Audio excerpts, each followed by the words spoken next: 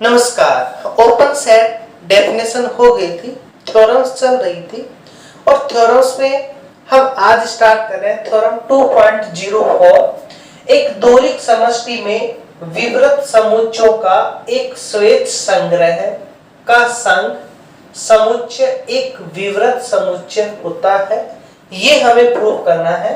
तो हमें क्या दिया हुआ है इसमें हमें दिया हुआ है कि दोरिक समष्टि, तो हमें एक दोरिक समष्टि मानेंगे।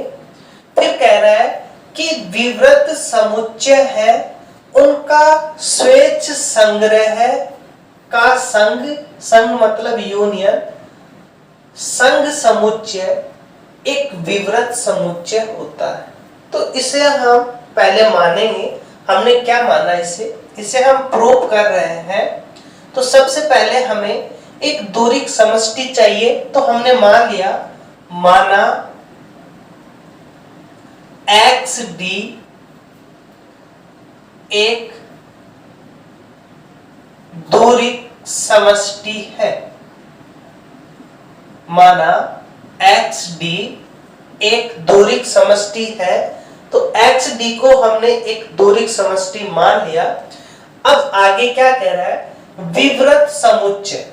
अब हम विवृत समुच्चय लेंगे। माना XD एक दोरिक समष्टि है तथा GI I belongs to capital I, जहां I सूचक या इंडेक्स है।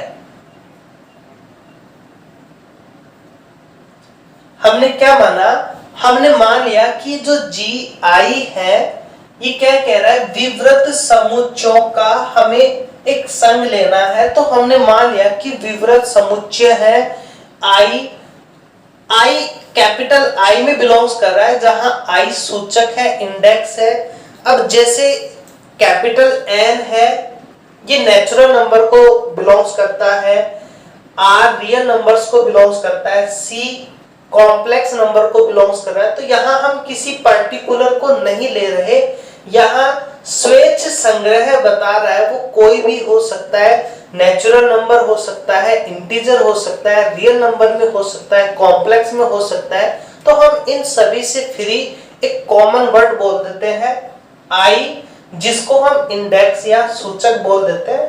तो ये I में बिलोंग्स करता है, जहां I क्या होता है, इंडेक्स या सूचक। तो किसी पर्टिकुलर की बात नहीं कर रहे हैं, हम कॉमन सभी की बात कर रहे हैं कि किसी के अंदर भी हो सकता है। तो ये हमने क्या क्या लिया, एक तो हमने दोरिक समष्टि ले ली, विवृत समुच्चयों ले लिया। अब इनका हमें स्वेच्छ संग्रह का संघ लेना है और उसे एक समुच्चय बताना है। तो अब एक ऐसा समुच्चय लेना है जो इन GI का क्या हो, यूनियन। क्या हो, यूनियन। साथ ही माना G equals to union GI। ये हमने इस GI का यूनियन ले लिया। अब ये जो लाइंस थी, इस लाइन को हमने मैथमेटिकली रिप्रेजेंट कर दिया।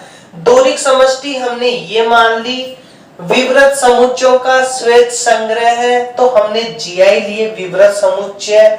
इनका यूनियन का एक समुच्चय चाहिए था हमें, तो वो हमने ये ले लिया, यूनियन ले लिया। एक विवृत समुच्चय होता है। तो अब हमें प्रूव करना है कि ये जो G है, ये G एक विवृत समुच्चय है। और विवृत समुच्चय की डेफिनेशन में हमने देखा था कि विवृत समुच्चय या तो एम्प्टी सेट हो, या पूर्ण समष्टि हो, या उसका जो भी एलिमेंट उसमें बिलोंग्स कर रहा है उसका हम ओपन स्पेयर लें, और वो ओपन स्पेयर भी उस सेट में यदि बिलोंग्स कर जाता है तो वो क्या कहलाएगा, हमारा ओपन सेट। तो यहां हम कंडीशंस ले रहे हैं। यहां हम पहले मान रहे हैं कि G एम्प्टी सेट तो नहीं है, क्योंकि यहाँ श्वेत संग्रह है, तो हो सकता है ये सारे ही एम्प्टी सेट का यूनियन बनाया गया हो। तो हमने पहले केस लिया कि केस फर्स्ट कि G क्या है, एक एम्प्टी सेट हो। G यदि एम्प्टी सेट है तो Gi भी क्या होंगे, हम यूनियन ले रहे हैं। यूनियन की डेफिनेशन क्या कहती है कि किसी भी एक सेट में यदि कोई एलिमेंट है तो वो उसके यूनियन में होगा। अब यदि G एम्प्टी सेट है तो वो तभी पॉसिबल होगा जब ये सारे के सारे Gi एम्प्टी हो, और सारे Gi एम्प्टी है तब G एम्प्टी होगा। और हम जानते हैं, हमने ऑलरेडी प्रूव कर चुके कि every empty set is open set. तो जब G एम्प्टी सेट है तो ओपन सेट हो जाएगा, तो ये विवृत समुच्चय भी हमारा हो जाएगा। तो फर्स्ट केस की हम बात कर रहे हैं, यदि G एक, या इसको ऐसे ले लो, यदि यूनियन G एक रिक्त समुच्चय है, एम्प्टी सेट एक रिक्त समुच्चय है, तब G विवृत समुच्चय होगा, क्योंकि प्रत्येक रिक्त समुच्चय, प्रत्येक रिक्त समुच्चय विवृत समुच्चय या ओपन सेट विवृत समुच्चय होता है। तो हमने बता दिया कि यदि G एम्प्टी सेट है तो ये विवृत समुच्चय होगा। अब हम सेकंड केस की बात कर रहे हैं कि G एम्प्टी नहीं है। यदि G अरिक्त समुच्चय है, अरिक्त समुच्चय है, अरिक्त समुच्चय है, तब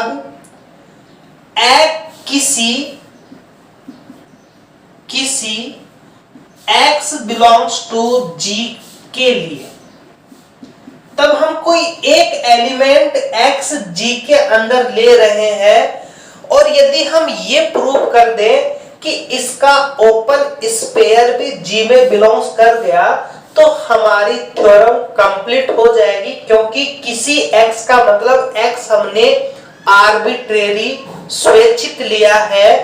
तो यदि कोई भी एलिमेंट हमने ऐसा लिया जो G में है, उसका ओपन स्पेयर भी G में आ गया, तो ये एक ओपन सेट हो जाएगा। तो हमें करना क्या है, हमें एक ओपन सेट लेना है जिसका सेंटर पॉइंट x हो, रेडियस 0 से बड़ी हो, और वो ओपन सेट G में लाना है। इतना यदि हम लेकर के आ जाएंगे तो हमारी ये थ्योरम्स कंप्लीट हो जाएंगे। तो x हमारा G में बिलोंग्स कर रहा है, तब x हमारा किस में बिलोंग्स करेगा, x हमारा G में बिलोंग्स कर रहा है, तब x हमारा यूनियन Gi में बिलोंग्स करेगा। x हमारा यूनियन Gi में बिलोंग्स करेगा। अब G किसके बराबर है, इसके बराबर है, तो x इसमें बिलोंग्स कर गया, इंप्लाइज करके x बिलोंग्स करेगा Gi किसी I belongs to capital I के लिए। क्योंकि यदि x इस G में है, G क्या है, Gi का यूनियन है, तो इसके अंदर यदि x आ रहा है तो किसी एक, हो सकता है सभी में हो सकता है वो कॉमन सभी के अंदर आ रहा हो, या हो सकता है कि वो किसी एक में तो जरूर आएगा। क्योंकि यूनियन में ऐसा तो है नहीं कि इनमें कोई भी एलिमेंट ना हो फिर भी यूनियन में आ जाए। यूनियन का मतलब किसी ना किसी एक में तो जरूर होना चाहिए। तो वो यूनियन में है, इस जी में है तो यूनियन में होगा। यूनियन में यदि वो आ गया तो किसी एक पर्टिकुलर जीआई में वो जरूर होगा। एक से ज्यादा हो सकते हैं, लेकिन कम से कम एक जीआई ऐसा होगा जिसमें वो एलिमेंट क्या करेगा, हमारा बिलोंग्स करेगा। अब जीआई हमने क्या लिया है, जीआई हमने क्या लिया है, ये हमारे पास में विवृत समुच्चय है। जीआई कैसे है, विवृत समुच्चय। जहां यहां लिख दो, जहां जीआई विवृत समुच्चय है। ये थ्योरम्स में ऑलरेडी दिया हुआ है कि विवृत समुच्चय है। दैट मीन्स यदि कोई एलिमेंट विवृत समुच्चय या ओपन सेट में बिलोंग्स करता है तो उसका ओपन स्पेयर भी उसमें बिलोंग्स करेगा। ये ओपन सेट की डेफिनेशंस कहती है, इंप्लाइज करके किसी r ग्रेटर देन 0 के लिए ओपन स्पेयर x r ये कंटेन करेगा किसमें, GI में।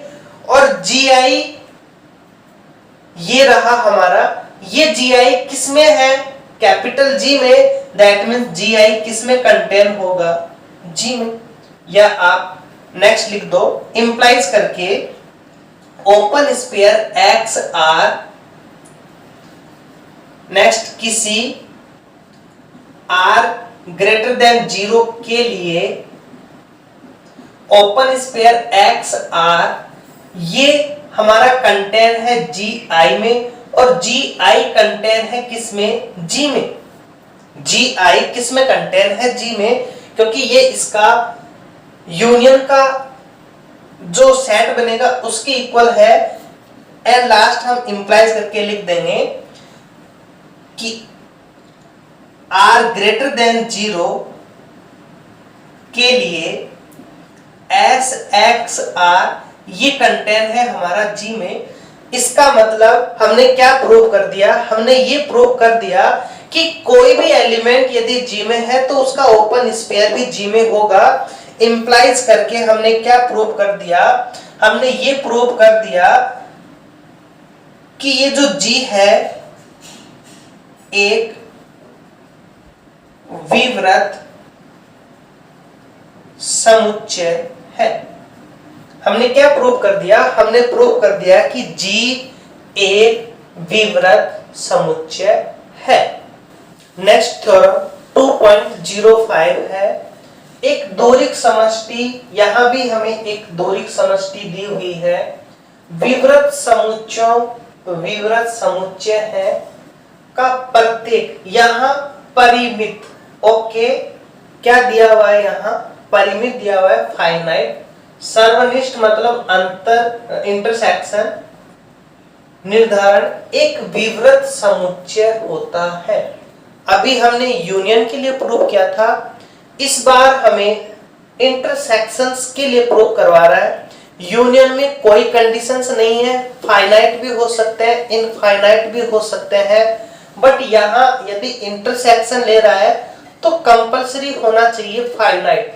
इनफाइनाइट होगा तो वो कंपलसरी नहीं है कि वो ओपन सेट हो। कैसे, थ्योरम्स के लास्ट में हम देखेंगे एग्जांपल की लेकर के, और देखें कि यदि वो इनफाइनाइट है तो वहां वो ओपन सेट नहीं होता, जबकि उसके सभी जो सेट है वो विवृत है, बट फिर भी उनका कलेक्शन यदि हम लेते हैं तो वो ओपन सेट नहीं होता। उससे पहले हम इस थ्योरम्स को कंप्लीट करते हैं। जो अभी हमने किया वो ही यहाँ हम मानेंगे, हम दोरिक समष्टि मानेंगे, विवृत समुच्चय लेंगे, उनका एक फाइनाइट इंटरसेक्शन लेंगे। क्या लेंगे, फाइनाइट इंटरसेक्शन। तो प्रूव कर रहे हैं हम, प्रूफ माना XD एक दोरिक समष्टि है तथा GI G I belongs to capital I, जहां आई सूचक या इंडेक्स है, जहां आई सूचक या इंडेक्स है तथा जी आई एक्स में विवृत समुच्चय है, साथ ही माना G इक्वल्स टू इंटरसेक्शन कैसा, फाइनाइट, तो फाइनाइट के लिए हम I1 to N रिप्रेजेंट कर देंगे, इन सभी का इंटरसेक्शन है तो यहां हम G I लेते हैं, साथ ही माना G इक्वल्स टू ये, तब यदि वही कंडीशन इसके लिए लेके चलेंगे, यदि G रिक्त समुच्चय है तब यह विवृत समुच्चय होगा। वही रीजन लिख देंगे क्योंकि प्रत्येक रिक्त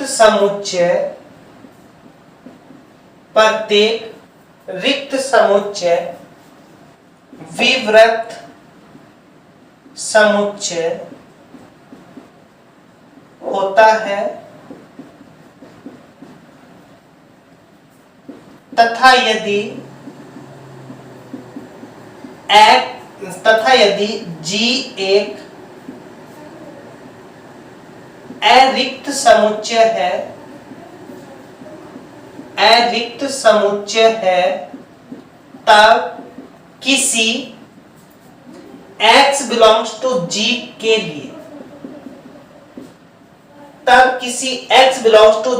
लिए, x belongs to G implies करके x किस में बिलोंग्स करेगा, x G में बिलोंग्स कर रहा है, G हमने ये मान रखा है तो x बिलोंग्स करेगा हमारा I1 to N GI, क्योंकि ये हमने इक्वल मान रखा है तो x हमारा इसमें बिलोंग्स कर रहा है, इसके इंटरसेक्शन में बिलोंग्स कर रहा है, for all I equals to 1 2 3 N,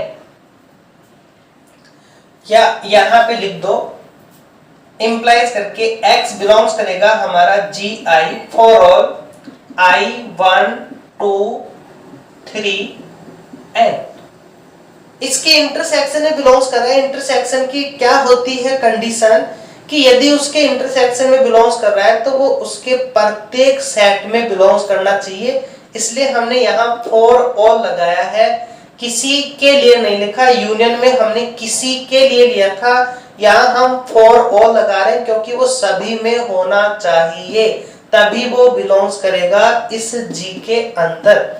अब x G I में बिलोंग्स कर रहा है, इंप्लाइज करके हम एक ओपन स्पेयर लें x R I, इंप्लाइज करके किसी R I ग्रेटर देन 0 के लिए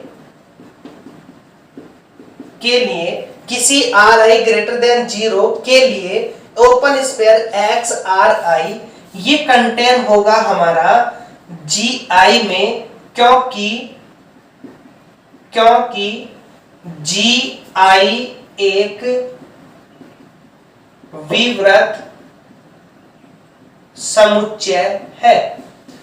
हमने यूनियन के अंदर डायरेक्ट कर लिया था क्योंकि यूनियन में जो यूनियन होता है वो बड़ा सेट होता है, जबकि इंटरसेक्शन में जरूरी नहीं कि वो बड़ा हो, उससे छोटा भी हो सकता है। तो यहाँ हमें एक कंडीशंस एक्स्ट्रा और लेनी पड़ेगी। वो कंडीशंस हम क्या ले रहे हैं, वो कंडीशन एक्स्ट्रा लेने के लिए हमें मानना पड़ेगा, माना R इक्वल्स टू मिनिमम, इसको हम सबसे छोटा मान रहे हैं क्योंकि इंटरसेक्शन यदि हमने सबसे छोटे में बिलोंग्स करवा दिया तो इंटरसेक्शन में भी होगा। क्या मान रहे हैं हम, R1 R2 Rn, क्योंकि हमारे पास में gi है और यहाँ i का मान कहां तक है, 1 से लेकर n तक। तो ये तो फिक्स है कि यदि x हमारा gi में है तो gi ओपन सेट है, ओपन सेट है तो ओपन स्पेयर gi में कंटेन होगा। इसका मतलब यदि यहाँ हम R1 लेते हैं तो वो G1 में होगा, R2 लेते हैं तो G2, R3 G3, Rn Gn। तो हमने क्या किया, एक R ऐसा लिया जो इन सभी में जिसका सबसे कम मान है उसके बराबर है। R हमने ऐसा लिया जो इनमें सबसे कम है उसके बराबर है, इंप्लाइज करके यदि हम ओपन स्पेयर x r लें तो वो किस में कंटेन होगा, हमारा x r किस में कंटेन होगा, क्योंकि ये सबसे छोटा है तो ये इसके इक्वल भी हो सकता है, x r ri के इक्वल भी हो सकता है वो ri वाला ही हो या उससे छोटा होगा, बड़ा तो होगा नहीं क्योंकि यहाँ मिनिमम ले रहे हैं हम।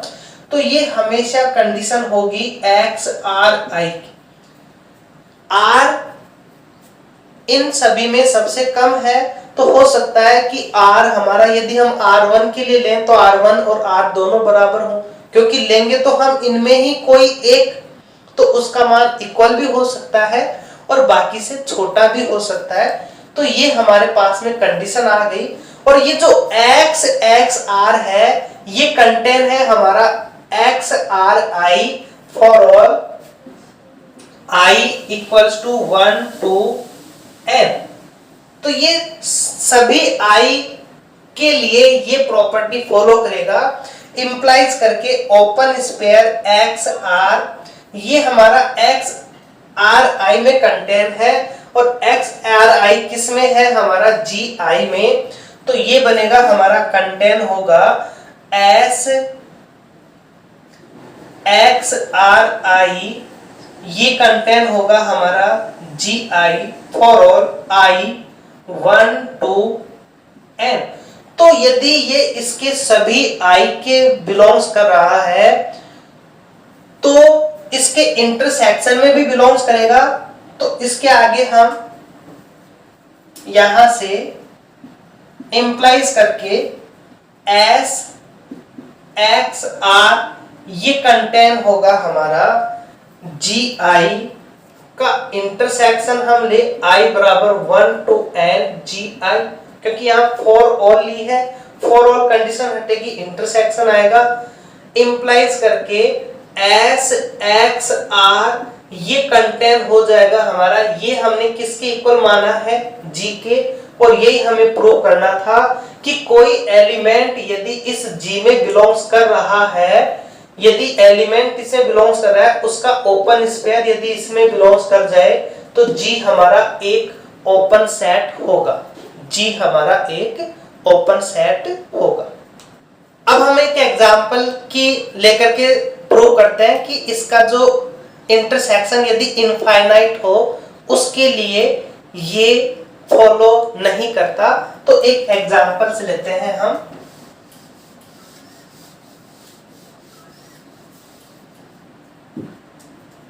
एग्जाम्पल, यदि कोई सेट हमारा 1/n और 1/n है, यदि ऐसा कोई सेट है हमारा -1/n और 1/n है और यदि ये इनफाइनाइट है, n हमारा 1 to इंफिनिटिव है, तब उस केस में जैसे ही हम n की वैल्यू इंफिनिटिव लेंगे, इसका हम इंटरसेक्शन लेंगे तो वो 1 के लिए, 2 के लिए, 3 के लिए, यहाँ हमारी वैल्यू -1 1, ये हमने प्रूव कर रखा है कि ये ओपन सेट होगा। 2 रखेंगे तो -1/2 1/2, ये भी ओपन सेट है।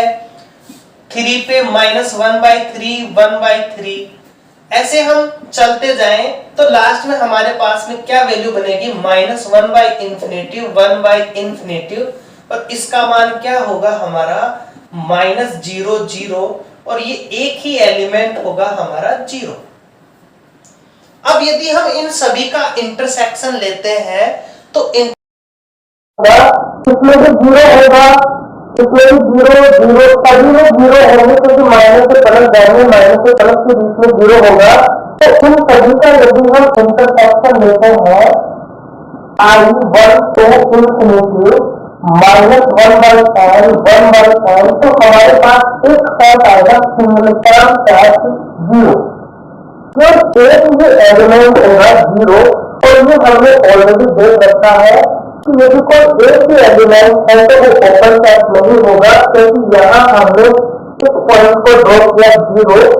अब जीरो का जीरो एलिमेंट है, जीरो में जीरो बिलोंग करेगा। जीरो का यदि हम ओपन स्पेस लेते हैं तो हम कितनी भी चौथी रेडियस में वो जीरो के लेफ्ट और राइट में जरूर रहेगा। लेफ्ट और राइट में इंफिनिटी वैल्यूज और होती है जो कि इसमें बिलोंग नहीं करेगा। दैट मीन्स ऐसा ओपन स्पेस इम्पॉसिबल है जो इस जीरो में कंटेन कर जाए। जिस कभी भी कंटेन नहीं करेगा तो ये ओपन सेट हमारा नहीं होगा।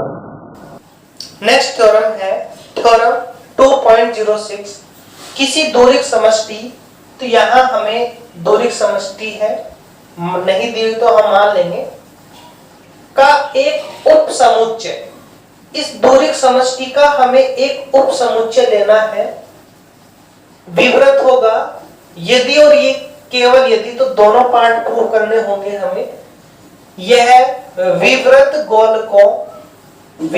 गोलकों के संग्रह का संघ यूनियन है। तो ये हमारे पास में डाटा है। तो पहले हम मानेंगे क्या, हम एक दोरिक समष्टि मानेंगे। तो प्रूफ माना एक्स डी एक दोरिक समष्टि है। ये हमने एक दोरिक समष्टि मान ली का एक उप समुच्चय, इसका हमें एक उप समुच्चय भी लेना है, वह जी एक्स। इसका मतलब जी एक्स का एक सबसेट आ गया।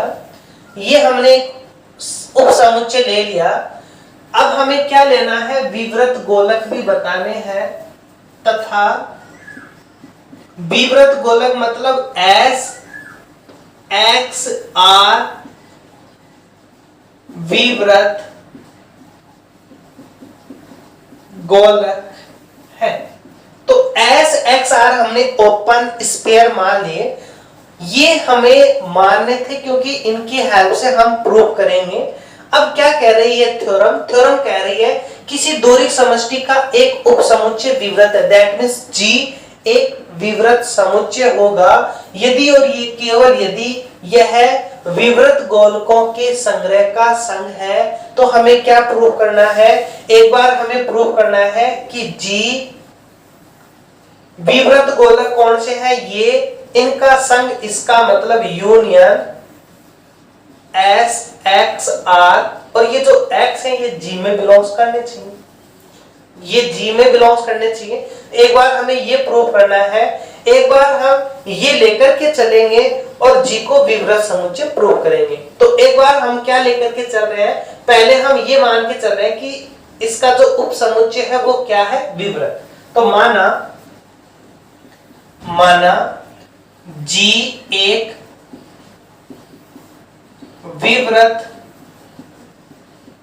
समुच्चय है, तब हम सिद्ध करेंगे कि G इक्वल्स टू यूनियन। इसको आप ऐसे लिख दो या इसको आप इस प्रकार से भी लिख सकते हो, X belongs to G S X R, S X R. किसी भी फॉर्म में लिख सकते हैं, इस फॉर्म में भी लिख सकते हैं, इस फॉर्म में भी लिख सकते हैं। तो हमें ये प्रूव करना है। इसके भी वही दो केस लेंगे, यदि एम्प्टी हो नॉन एम्प्टी हो। तो यदि G एक रिक्त समुच्चय है तब यह रिक्त विवृत गोलकों का संग्रह होगा। अब यदि ये रिक्त है तो फिर यूनियन है, तो जो भी विवृत गोलक होंगे वो कैसे होंगे, एम्प्टी सेट होंगे, क्योंकि जी हमारा एम्प्टी सेट है तो इसमें कोई एलिमेंट ही नहीं होंगे, तो एलिमेंट ही नहीं है तो उसका ओपन स्पेयर भी हम नहीं ले सकते, तो वो सारे के सारे कैसे होंगे, एम्प्टी स्पेयर होंगे, और एम्प्टी स्पेयर का हम यूनियन ले सकते हैं। सेकंड हम बात करें, तथा यदि जी एक अरिक्त समुच्चय है, अरिक्त समुच्चय है, तब यदि कोई एलिमेंट इस G में बिलोंग्स कर रहा है, X बिलोंग्स टू G के लिए, तब X बिलोंग्स टू G, तब किसी X बिलोंग्स टू G के लिए X हमारा बिलोंग्स कर रहा है G में, इंप्लाइज तब के लिए इसका जो ओपन स्पेयर हम लेंगे X X R greater than 0 there exist, R greater than 0 there exist S X R। हम जानते हैं कि G क्या है, हमने एक विवृत समुच्चय लिया है, तो इसमें जितने भी ओपन स्पेयर हम लेंगे वो सारे के सारे किस में कंटेन करेंगे, हमारे G में कंटेन करेंगे, क्योंकि G X का एक सबसेट है, तो यहां हमने कंटेन करवा दी। अब ये हमारे पास में वैल्यू आ गई, और ये X भी इसके अंदर बिलोंग्स करेगा, इंप्लाइज करके X इसमें बिलोंग्स कर रहा है, तो यदि हम X का सेट लेंगे, वो X का सेट किस में बिलोंग्स कर जाएगा, हमारा S X R में बिलोंग्स कर जाएगा, ये कंटेन है हमारा G में।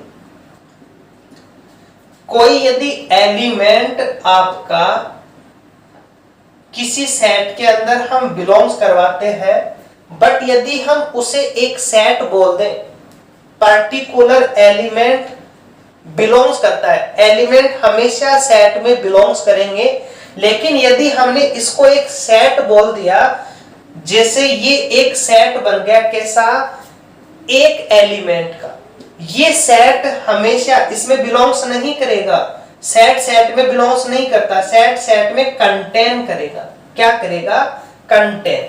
तो यहां हमने एलिमेंट लिया था, यहां हमने एक सेट ले लिया जो इसके अंदर कंटेन करेगा, तो ये सेट की और एलिमेंट की प्रॉपर्टी होती है। अब यदि G में एक एलिमेंट X है, उसके लिए ये प्रॉपर्टी कर रहा है, तो यदि ये हमारे पास में प्रॉपर्टी है, तो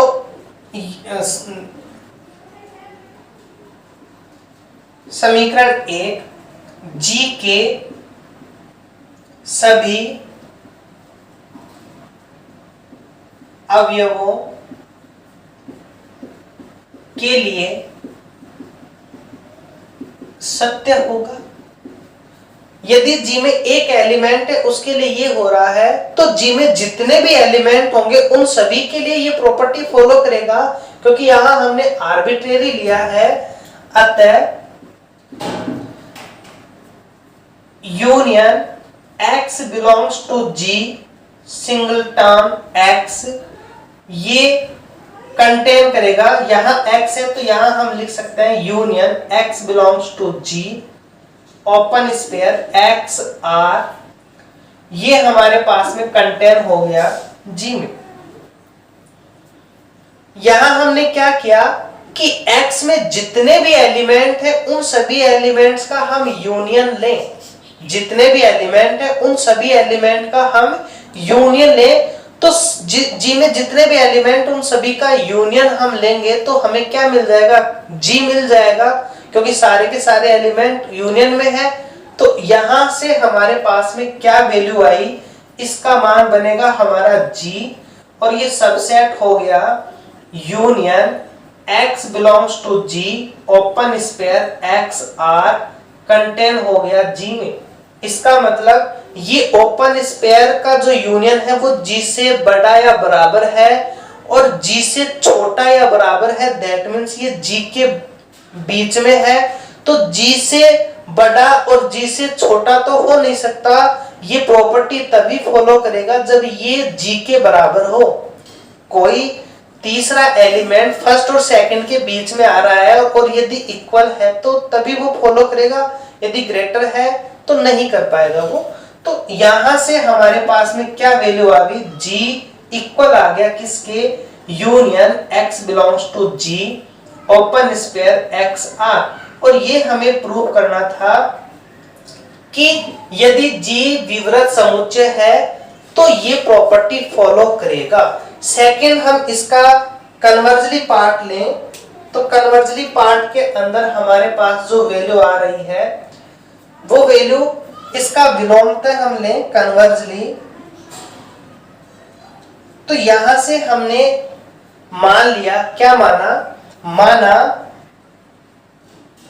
G यूनियन है X belongs to G open sphere XR implies करके G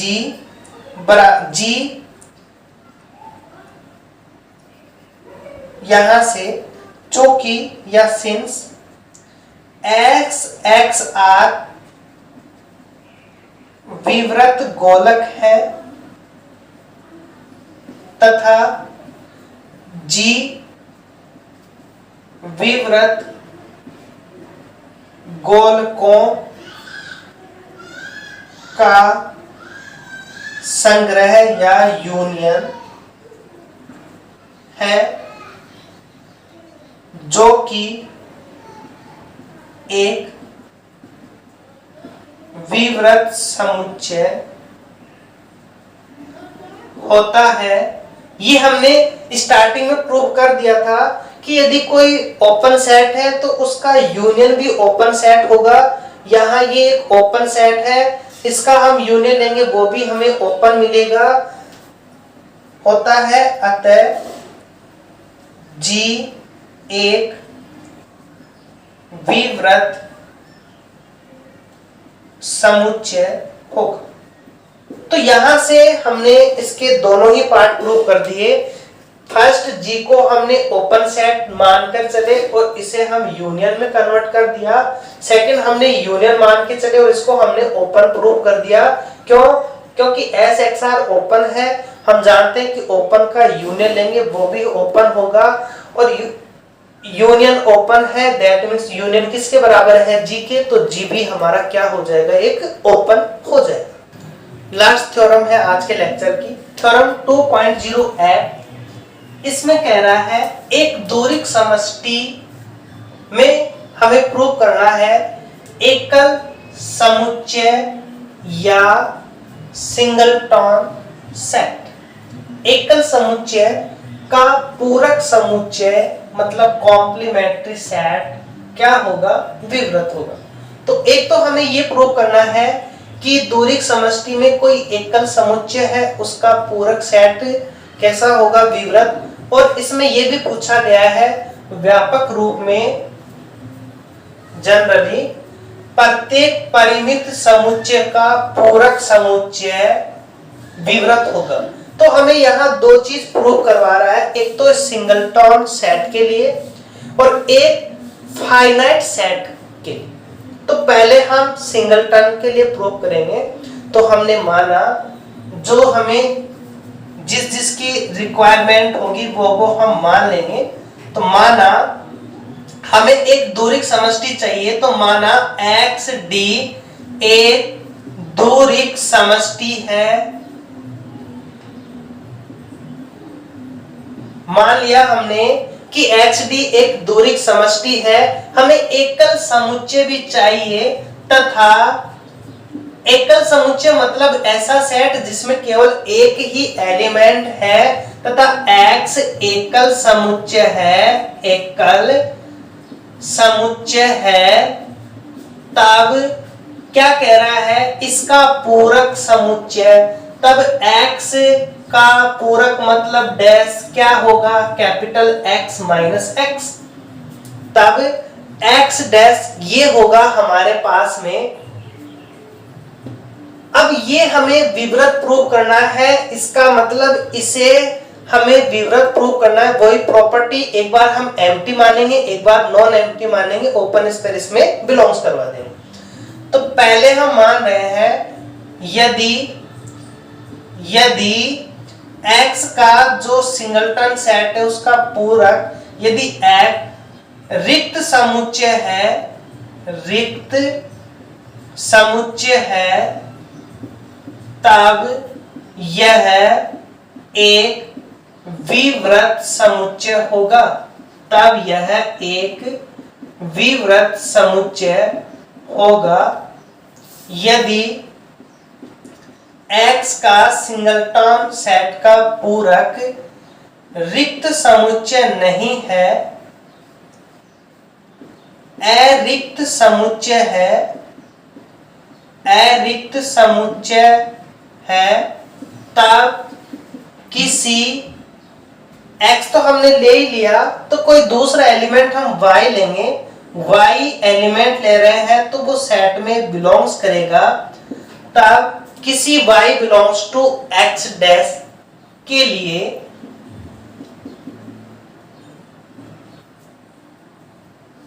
यहां ये रीजन भी लिख देंगे कि x y के बराबर नहीं होगा। क्यों? क्योंकि x डैश का मतलब इसमें x नहीं आ रहा। यदि कोई इसके अंदर बिलोंग्स करेगा तो वो x तो होगा नहीं, क्योंकि x के अलावा एलिमेंट होंगे। तो यहां x नॉट इक्वल y के लिए हम जानते हैं दूरिक समष्टि में कि यदि हम इसकी डिस्टेंस x y के साथ लें और यदि x y के बराबर नहीं है तो इसका मान हमेशा ग्रेटर देन होता है किसके? 0 के। इसका मान हमेशा ग्रेटर देन होगा किसके? 0 के। इसको हमने मान लिया r। तो यदि x की y के साथ जो डिस्टेंस ले रहे हैं उसने को हमने r माना, वो 0 से बड़ी है, तो r1 तब r1 हमने क्या ले लिया? r1 को हमने इस r से छोटी मान ली। ये 0 है, 0 से बड़ा है r, और हम जानते हैं कि दो पॉजिटिव नंबर्स के बीच में इनफाइनाइट नंबर्स होते हैं। तो हमने एक r1 ऐसा लिया जो r से छोटा ले रहे हैं। क्यों ले रहे हैं? क्योंकि हमें एक ओपन स्फीयर इस x डैश में लाना है। उसके लिए हमें एक ऐसी रेडियस चाहिए जो 0 से तो बड़ी हो और पॉजिटिव है, तो 0 से बड़ी होनी चाहिए। तो 0 से बड़ी हमने एक रेडियस मान ली r1। तब 0 से बड़ी r1 r इस प्रकार होगा, जिसके लिए हम एक ओपन स्फीयर लें। ओपन स्फीयर में हमने एलिमेंट कौन सा लिया है? y। इसकी रेडियस हमने r1 ली है। ये कंटेन करेगा हमारा किस में? x सिंगलटन सेट के पूरक में। क्यों? क्योंकि यदि हम एक इसको डायग्राम्स की हेल्प से समझने की कोशिश करें तो सपोज करो ये हमारा कैपिटल X सेट है। हमने एक एलिमेंट इसके अंदर लिया, x एलिमेंट, ये मान लिया हमने x एलिमेंट है। तब ये कह रहा है कि ये जो x का जो डैश होगा, इसका मतलब आप इस एलिमेंट को यहां से हटा दो, बाकी जो भी बच रहा है वो सारा का सारा हमारा क्या होगा? x माइनस स्मॉल x होगा। अब हम कह रहे हैं कि इस पूरे के अंदर कोई एक एलिमेंट y बिलोंग्स कर रहा है, और हमने माना है कि इस x की, सपोज करो यहां कोई एलिमेंट y है, हमने इस y की इस x के साथ जो डिस्टेंस है वो डिस्टेंस हमने क्या मान रखी है? r। हमने क्या मान रखी है? उसकी डिस्टेंस r मान रखी है। हमने क्या लिया? हमने इस r से एक छोटी रेडियस ली, r से छोटी रेडियस। अब यदि हम उस रेडियस का एक स्फीयर बनाएंगे तो वो इस r से कम होगा, इसका मतलब इस R से को हटा के फिर एक स्फीयर बनेगा हमारा। तो इस ओपन स्फीयर के अंदर क्या x होगा? नहीं होगा। क्यों? क्योंकि इससे इसकी डिस्टेंस r है, जबकि हमने ये जो डिस्टेंस ली है वो r1 डिस्टेंस का एक ओपन स्फीयर लिया है, और r1 r से छोटा है, तो ये x को छोड़ देगा और बाकी एक स्फीयर बनाएगा। ये स्फीयर हमारा इस x में तो होगा नहीं, तो कहां होगा? कैपिटल X माइनस x में होगा। दैट मीन्स ये ओपन स्फीयर हमारा किस में कंटेन करेगा? x के सिंगलटन सेट के डैश में। इंप्लाइज करके हमने क्या प्रूव कर दिया? एक y एलिमेंट इसमें था, इसका ओपन स्फीयर हमने इसमें ले लिया। इंप्लाइज करके यहां लिख सकते हो आप, there exist r1 greater than 0 के लिए हमारे पास में ये कंडीशन आ गई। इंप्लाइज करके ये बन गया हमारे पास में x सिंगलटन सेट का पूरक एक विवृत समुच्चय होगा, एक विवृत समुच्चय होगा। ये हमने यहां इसको प्रूव कर दिया। अब हम इसका सेकंड पार्ट प्रूव करें व्यापक रूप में। तो इसका जो सेकंड पार्ट है वो अब हम प्रूव कर रहे हैं। सेकंड पार्ट में हमने क्या लिया? प्रत्येक परिमित समुच्चय, प्रत्येक परिमित समुच्चय का पूरक समुच्चय। तो हमने मान लिया, माना G बराबर x1 x2 xn एक परिमित समुच्चय है, फाइनाइट सेट परिमित समुच्चय है। तो परिमित समुच्चय तो हमने मान लिया n है, फाइनाइट है, काउंट कर सकते हैं, फाइनाइट है तो परिमित हो गया हमारे पास में, एक परिमित समुच्चय है। अब क्या कह रहा है वो? इसका पूरक, इसका पूरक। तब G को हम इन अवयवों के यूनियन के रूप में लिख सकते हैं। अर्थात ये जो G है, ये G होगा हमारा union I1 to N xi, या आप इसको इस फॉर्म में लिख दो, x1 union x2 union and so on union xn। अब क्या कह रहा है वो? कि इसका पूरक समुच्चय। तब G डैश क्या होगा हमारा? x1 union x2 union and so on xn, इसका भी यूनियन, इस पूरे का डैश, ये बनेगा हमारा x1। ये जो डैश हम करेंगे तो ये इंटरसेक्शन में कन्वर्ट हो जाएगा, तो ये बनेगा x1 intersection x2 intersection xn, मतलब सिंगलटन सेट का पूरक का इंटरसेक्शन। और ये हमने अभी प्रूव किया है कि एवरी सिंगलटन सेट का कॉम्प्लीमेंट क्या होगा? एक ओपन होगा। इसका मतलब ये भी ओपन, ये भी ओपन, ये भी ओपन, ये सभी ओपन है। इनका इंटरसेक्शन ले रहे हैं। इंटरसेक्शन कैसा है? फाइनाइट। कैसा है हमारा? एक फाइनाइट है, क्योंकि यहाँ n टाइम्स तक हम ले रहे हैं। और ये हमने थ्योरम पहले ही प्रूव कर दी कि फाइनाइट इंटरसेक्शन यदि हम लेते हैं और वो जो ओपन सेट है उनका फाइनाइट इंटरसेक्शन कैसा होगा? एक ओपन होगा। इंप्लाइज करके G डैश एक ओपन होगा, G डैश एक ओपन सेट होगा। क्यों? क्योंकि यह है ओपन सेट का परिमित इंटरसेक्शन, ओपन सेट का परिमित इंटरसेक्शन है। Okay, thank you for watching.